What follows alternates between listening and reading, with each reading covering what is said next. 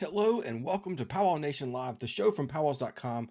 We are your place to experience, explore, learn, and connect with Native American culture. Welcome. My name is Paul Gowder. Thank you so much for being here. Today, I have a really special guest, Tashina Littleben, who is a Navajo weaver. Will tell us a little bit about how she learned to weave and what it means to her, and kind of her role as she sees it as a weaver. It's a really great interview, and I'm always been fascinated by Navajo weaving, so it's really cool to be able to dig into this a little bit. But first, I do have a couple of announcements. One, I know we are normally live, and sorry, this is pre-recorded because I am on a trip. We are traveling first to the Choctaw Powwow, which is, as you're watching this, we are on a flight heading to Oklahoma, and then we will be there for a few days experiencing the Choctaw Days on Friday with all kinds of special exhibitions of their dancing, their singing, and some of their traditional games. So really looking forward to that, and I'll bring you some of that content, so stay tuned for that on social media. Then later that evening, we'll be enjoying some gourd dancing. Then Saturday and Sunday is the Choctaw Powwow in Durant, Oklahoma, and we'll be streaming that live. I'm excited to be there to see this. We've been streaming it for years, and Michael Gabbert and his family they are our Powwow live stream team, and they've been going out there for years. And so I'm excited to actually go to this one and see it in person because it's such a great powwow. We leave from there on Monday and we'll fly to Seattle, and we'll be visiting with our friends at 8th Generation, as well as some other native cultural events up or places up in Seattle area. So really excited to bring you some content up there. We are kicking off Native American Heritage Month with this trip, and I'm really looking forward to it. So having said that, we do have our contest going on, and that is right here. PowWows.com/win will get you in there. We are giving away, thanks to our friends at 8th Generation, we are giving away 5 blankets. Here's just one of them. Look at that. PowWows.com/win will get you in that contest. You can enter daily. Look for bonus codes too all over our website, our newsletters, our live streams. I'll have one later in this video too. So that is how you can enter to win that. Okay, that was a lot. So the other announcement is for this trip, kind of also announcing a new thing we're doing on PowWows.com, a new resource for you. And that is a new page on PowWows.com, explorenative.travel. This is going to be part of PowWows.com, where we will put a lot of the content that we've been doing and more stuff to come, all about how you can, while you're traveling, whether it's on a family vacation or a planned trip to a powwow or other thing, we want to give you ways that you can find native culture along your journey. So we're going to put all of that in one place, explorenative.travel. That will take you to a page, and it'll give you all kinds of information and resources about finding native culture on the road. So here's a little preview of the page as it is right now. You'll see here that we have links to destinations, some travel articles, our Shop Native directory, and native talent. What I want to highlight here, and then here's some recent articles you'll see down below about travel. But one of the things I want to highlight, and what we're really spending some time into, is destinations. Really excited to do this. So far we have 2 states online, as these are Native American cultural guides per state. So we've got California, New Mexico, Oklahoma is coming soon. We're finishing that now, and we'll be going across the country doing all of these. So if you go to one of these travel guides and you're going to the state, you can scroll through here, and we've got a breakdown of museums that you can visit, historical landmarks, and keep scrolling here.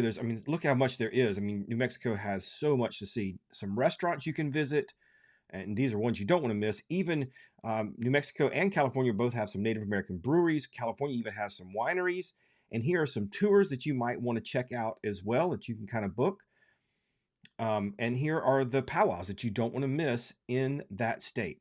So look for that, explorenative.travel. Great resource. Really excited to bring that to you. The other announcement is we published this week a program that we're calling the Powwow Grant Program. And I'll pull that up too. And that is, sorry, I got to get to it. Here it comes. Okay. The Powwow Grant Program is our way of giving back to really help keep traditions alive. We are going to give out some funding to singers, dancers, and powwow committees. And the application process for this will go online in January. We'll have more details then. So we'll have an application where you can apply if you are a singer, dancer, or a powwow committee, and then we will have we're going to get a panel of folks not employed by PowWows.com, some people out there in the powwow world to look over the applications, and they will recommend which folks get funded. We're we're building this and we're putting money in a savings account so we can build this and make this an annual thing. Really excited to be able to give back. So this will be able to, if you're a dancer or singer, maybe it'll give you a little bit of money to help keep you on the road this summer. Maybe you need to make some car repairs, or maybe you just need to buy a new piece of regalia, or whatever it is. This is just going to be a little piece of money that will help you stay on the road. If you're a powwow, maybe you're a small powwow and struggling to have a little extra money in the contests, or maybe you need a little bit of money to hire the MC or the AD to come out. These will be ways for us to do it, and we're hoping that we can grow the amount of money each year and really help a lot of people keep these powwow traditions going, and help some maybe younger singers and dancers and smaller powwows stay afloat and continue to grow. So look for more information on that in January. Oh, my camera's doing funky things. Sorry about that. So let's get to today's interview. Today we're going to visit with Tashina Littleben and give you an introduction for her. And I'll put her up here while I do this. So Tashina Littleben was born on the Navajo Nation and is a third generation Diné weaver from Rock Point, Arizona. She learned how to weave traditionally by observing her mother daily. She created her first weaving when she was just 7 years old and continued the progress till she moved to the city at age 12, where she lost connection with her culture and her weaving. 20 years later, the pandemic halted the world that she saw it as a calling to return home to the Diné land, to reconnect with weaving and pursue her talents in textile with her ancestral techniques. Tashina has been specializing in weaving scenic pictorial designs, eye-dazzling patterns, saddle blankets for show horses, and creating one-of-a-kind traditional dresses. She was recognized by Navajo Times in January of 2023 as young generation of weavers set out to revitalize Diné culture. She plans on continuing her practices and hopes to pass the tradition to the next generation of weavers. So please welcome Tashina Littleben.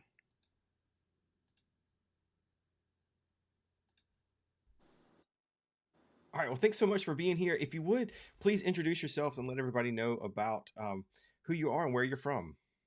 Okay, first I'm going to introduce myself in Navajo for my fellow Diné.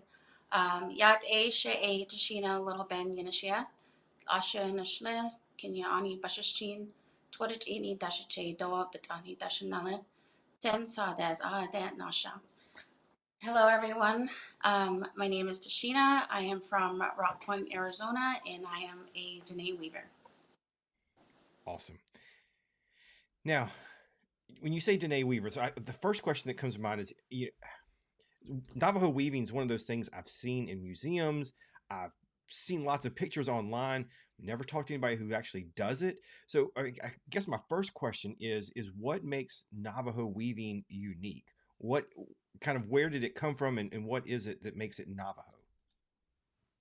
I think what makes it Navajo is the spirituality practice that goes within weaving that a lot of people don't talk about, because I think within history it was promoted more like aesthetically, and I think now what I'm trying to do is basically just tell my own personal story, that weaving for me is a way to ground myself and to keep my well-being healthy.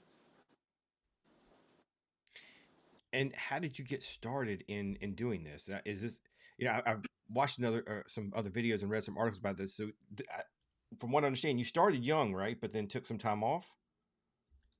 Yeah, I was actually born into it.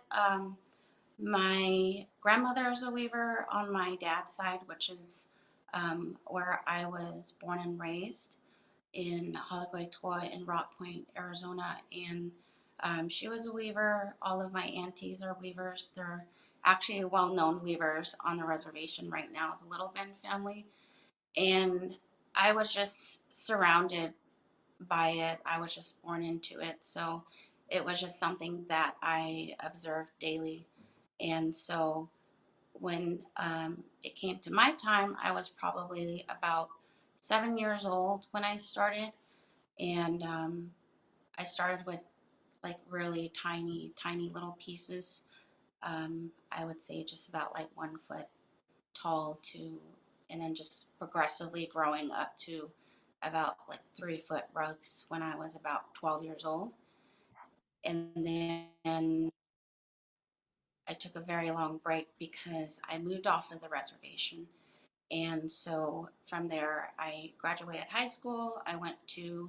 Um, I moved to Las Vegas where I started my career in retail. So I did that for about 15 years in Las Vegas. And um, then the pandemic hit in 2020, and that was when I thought it was time. It was time to go home. And pretty much through my whole adulthood, after taking a break, I kind of felt like this pull that I wanted to go back home, and I knew where I came from. So I just, had that feeling still inside of me that I wanted to get back into weaving. So 2020 was the perfect time to do that. Um, and it was very interesting because, having that 20-year break, I was coming back to weaving now as an adult. So it was a completely different perspective for me, and that's where I found that weaving was medicine for me, and it was a good healthy tool for me to maintain my thoughts and maintain my well-being and my spirituality. The pandemic, it caused a lot of trouble, pain. Um, so I like when we hear stories of new beginnings, new opportunities that came out of it. Um, don't want to do it again, but I'm glad to hear something, positive things came out of it, right? Um, Yeah, al- lining to the yeah, pandemic actually. yeah. I mean, I do miss places being less crowded, but we don't want to go back to where we were. That's pretty much what weaving is it's basically forcing you to have discipline to get rid of all the chaos and the noise that you have in your thoughts and just focus on what you're working on, and having the intentions that you don't want to put anything negative into something that you're creating. So I mean that's why it's been a good helping tool for me. Yeah. So I'm assuming the pieces behind you are ones that you've done. Um, how long does something like that take? Well, since I just started again after having a 20-year break, it's right now I'm just creating, I'd say like 2 feet rugs, and I'm also working a full-time job, so that can take me about like 2 months to create. Just for me taking my time and just weaving only when I'm in a good space, and which is usually in the morning time. That's how I start my day, and I wake up early and I go out to my balcony, and I just, it's, I don't, get a lot of work done, but it's still, I'm working little at a time, and I'm almost done right now with the weaving that I started. Um, but it's basically just a practice. I have an auntie that is, I would say she's in about her 70s. And from what I do in 2 months, she can do in 2 days. So it's hard to put a timeline on weavings because it's just all dependent on that weaver and what she was going through in her life at that time. Right. And where are you getting inspiration for your designs? Are you using just traditional designs, or these things that you're creating? Well, since I got back into weaving and now it's like more of a spiritual practice for me. I don't know too much about a lot of the designs that are out there. So right now I'm, slowly in my own practice, I'm doing my own research and figuring out what those different designs mean and where different patterns come from, those type of things, so that I'm weaving authentically rather than just, weaving it because it's pretty or it's for aesthetic reasons, you know. Right. So for you, you're saying you're talking a lot about how this is really helping you in your connections, your spirituality. Do you see yourself becoming more of a weaver that's doing this, more commercially and starting to sell this, or you think this will be something you remain kind of a personal thing for you? um I think it's just I want it to be authentic to myself. And if I was going to put myself out there as a weaver, I want to fully understand it. And I felt like the best way to understand it is starting from the origin story of Diné weaving and where that came about and why it's a story that's being told. And it's the story of Spider Woman. And she was a goddess or deity that represented creativity. She was a deity that represented creating something beautiful from the elements, from her surroundings. And she was so connected with her surrounding and the elements. And that's how she was able to, or she figured out how to weave, and then from there she taught the first man and first woman how to weave, and from there she instructed them to keep that tradition going, and that if they continue that they will always be clothed, they will always be fed, and they will always be taken care of. So that's one philosophy that I really hold dear to me, that I'm going to keep this going. And I know that my ancestors are, they're behind me and they're going to guide me and they're going to help me because I'm doing this. That's really great. I love that. What are the actual materials that are used in the Navajo weavings? The materials that I use right now, I'm doing my best and trying my hardest um, to use everything natural. Hmm. And that's very hard to do because it's very expensive. Yeah. So it's just I'm also practicing processing my own yarn, just exactly like how my ancestors had created their weaving. So I want to, that's my goal, to one day have a weaving that is fully hand carded and hand spun by me in natural dye. That'd be awesome. That's great. I know. Yeah.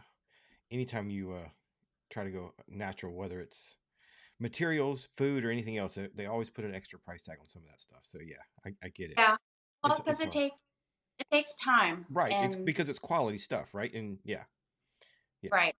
That's the reason why a lot of weavers, steered away from using everything all natural and doing everything by hand, because, you want to create more so that you can provide for your family, because that right, was pretty, a lot of families on the reservations were providing was through their weavings.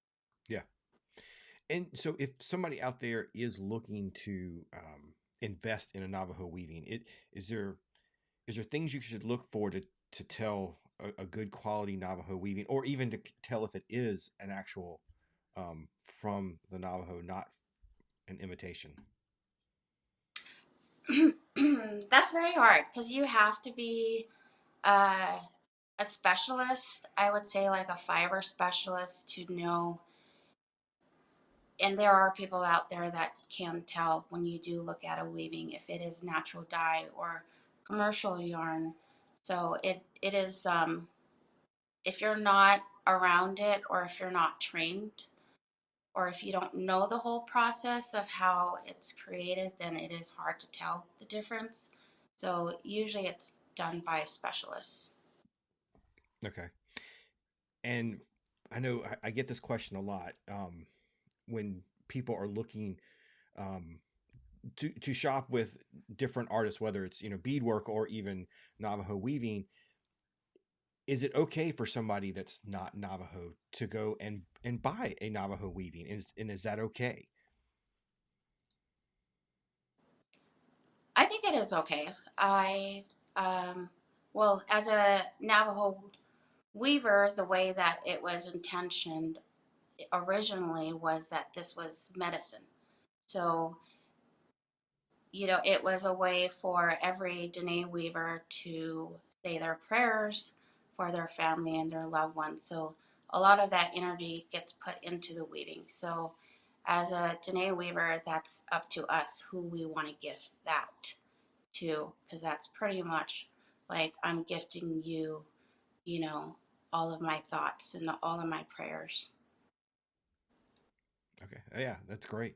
Um, and it's like I said, I've never I've seen some amazing things in museums or whatever, but I haven't been able to talk to anybody who does this before. And at least in my head, I always thought that this was something that the older generation did.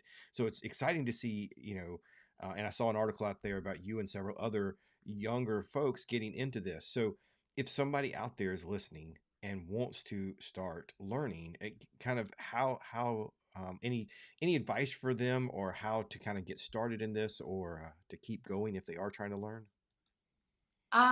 I think it's just to just do it.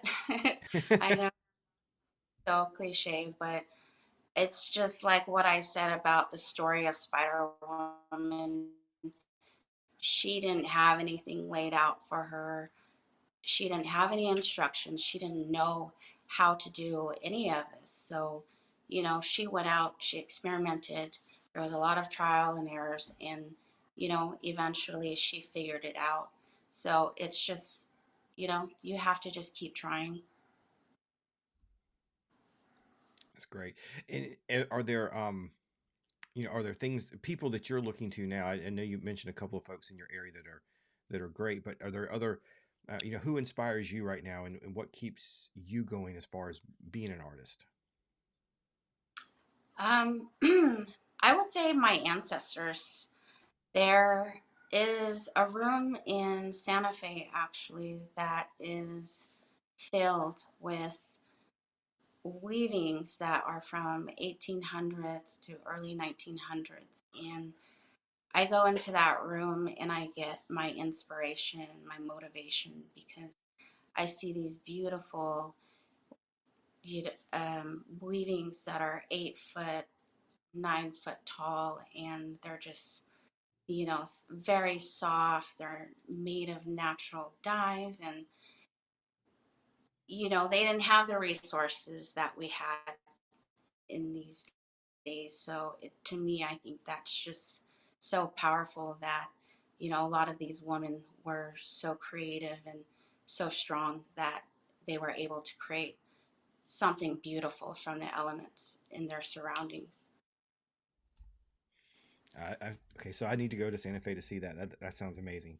Now, just this is just my curiosity. Other people may not care, but I'm curious because I've done like loom beading and I've done heddle loom beading where you actually use a wooden thing to separate the two things. So I'm just curious, when you're setting this up, how many yarns wide or is this? How many are you dealing with when you're having to separate? It is yeah, I have it just depends on your loom size, to be Yeah. honest. Right now, what I am working with is just something very small because I have been traveling for a while now. So I like to be able to just take apart my loom and Oh, wow. I did a weaving demonstration actually in Hawaii, and so that's how I was able to start a weaving there, and I'm finishing it in Phoenix. Oh, that's cool. That's great. You're taking it out all the way out there. That's really cool. I've got a friend that's going out there to do some flute performances, so it's cool to see the yeah, culture Yeah, going back across. Yeah, that's cool. Oahu Intertribal Powwow. Yeah, yeah, that's where he's heading. They're featured artists there, which it was their first year at the Bishop Museum. Yeah. Uh, Strangely enough, I actually, my wife and I went out there for our anniversary. This has been years ago, and we happened to go the weekend. We were there for the week, and one of the weekends was the powwow. So it was cool, kind of cool. I got to go out there and dance with those folks. And they needed judges. So, it was really cool. We did it all. It was great. It was really fun. They have some, actually some really great dancers out there, and they bring in some folks from the mainland too. It was awesome. And I don't know if it's still like this, but the weird thing about I don't know if you went to the powwow there, but when we went, it was in downtown Waikiki, and there was a noise ordinance, so the powwow had to stop at 6 every night. So weird. Oh, Yeah. So they started early. Grand entry wasn't at noon; it was earlier because they had to stop at 6. It was weird. probably house. Yeah, yeah. I don't know. I don't know if Waikiki still has a noise ordinance. Probably not. It's a much bigger city now. Well, thank you so much for sharing some of your weaving and some of the meaning behind it. I really appreciate that. Anything else you want to say to the audience there about yourself or the weaving before we go? I don't. I'm being put on the spot now. Yeah, Uh, sorry.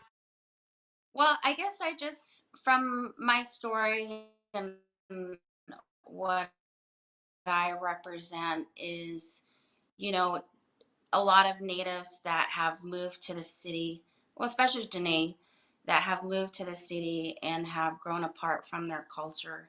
It's not too late. I had a 20-year break, and going back to it as an adult, you have a completely different perspective, and it's not too late to give it a second chance.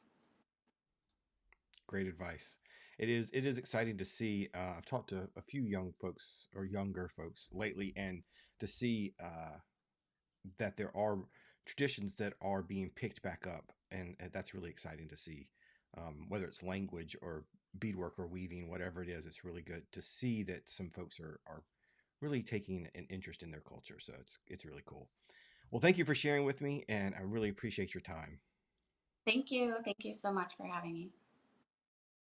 I hope you enjoyed that interview. It is fascinating. Go check out her page on Instagram, follow her so you can see how she progresses as an artist and learn more about all of this. Again, thank you, and thank you for being here and watching tonight. As I promised, I am going to tell you a bonus code. Don't forget to go enter our Explore Native Challenge. Win one of these 8th generation blankets. We're giving 5 away thanks to our friends over at 8th Generation. The contest runs until December 15th, so you have lots of time. There are ways to enter every single day. So, having said that, here is today's bonus code 613-6485. If you go to PowWows.com/win, look for bonus code after you do the entry form, and you can put in 613-6485 to get extra entries into the contest. That code is only available right here on this live, or not live today, pre-recorded video. Again, I'm Paul Gowder, and thank you so much for being a part of PowWows.com's community.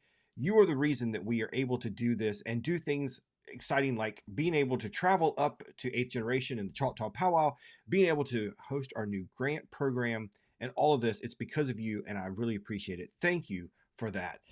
Big things coming in the rest of November and in 2024, all because of you. Thanks so much. I hope you have a wonderful weekend and get to spend some time with your family. Don't forget to follow along on social media. We'll be posting lots of stuff this week and more to come during Native American Heritage Month. Have a great night. Thank you.